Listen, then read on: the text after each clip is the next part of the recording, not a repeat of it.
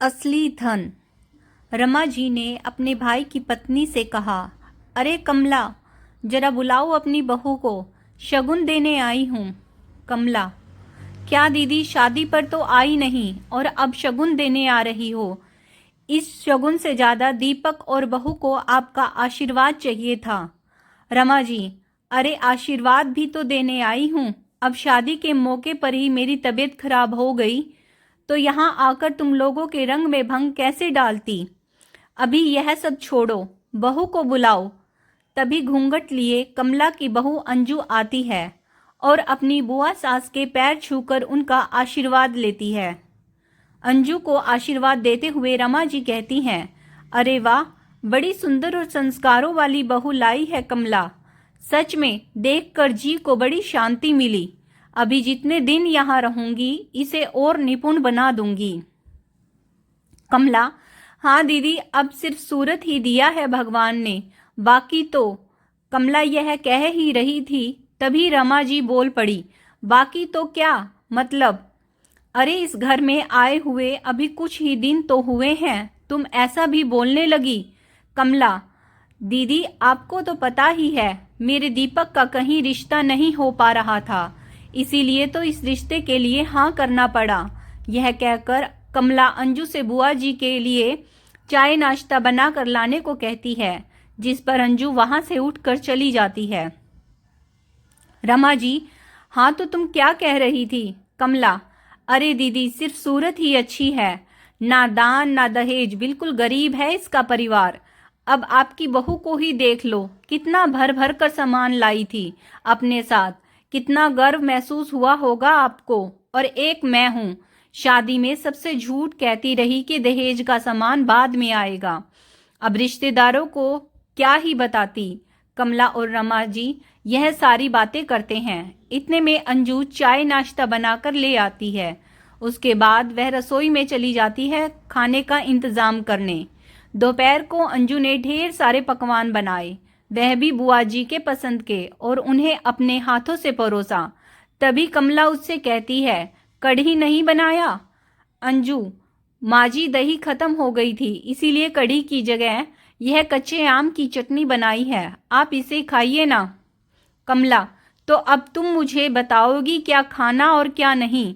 देखा दीदी, कैसे यह सोच रही है यह अपनी हुकूमत चलाएगी, यहाँ सिर्फ मेरा राज चलेगा और जो मैंने कह दिया वही मानना है तुम्हें।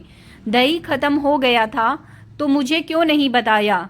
यही होता है, मेल से रिश्ता ना जोड़ो तो।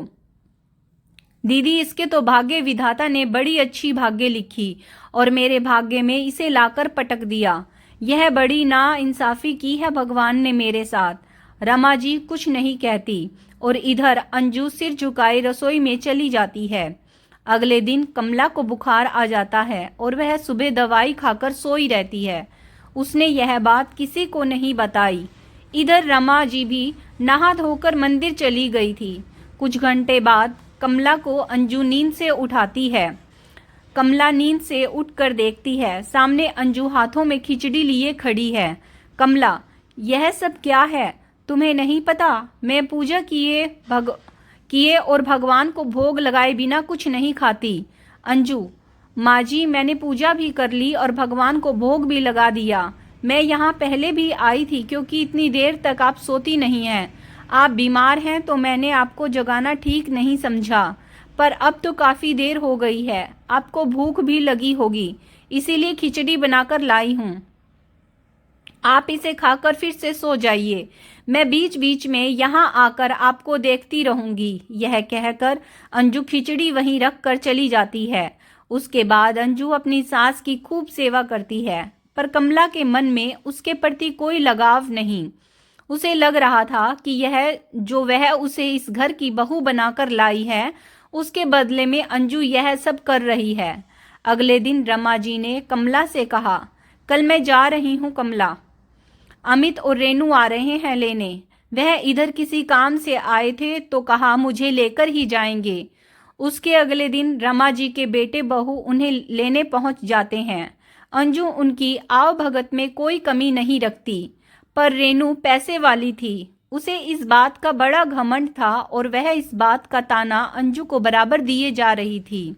इधर कमला भी साथ ही में रेनू के सामने अंजू का तिरस्कार भी कर रही थी, पर अंजू चुपचाप अपना काम कर रही थी। जब जाने का वक्त हुआ और सभी जाने लगे, अमित ने अपनी माँ का कोई सामान नहीं लिया और गाड़ी निकालने चला गया, तो इस पर रमा जी अपना सामान उठाकर खुद ही जाने लगी।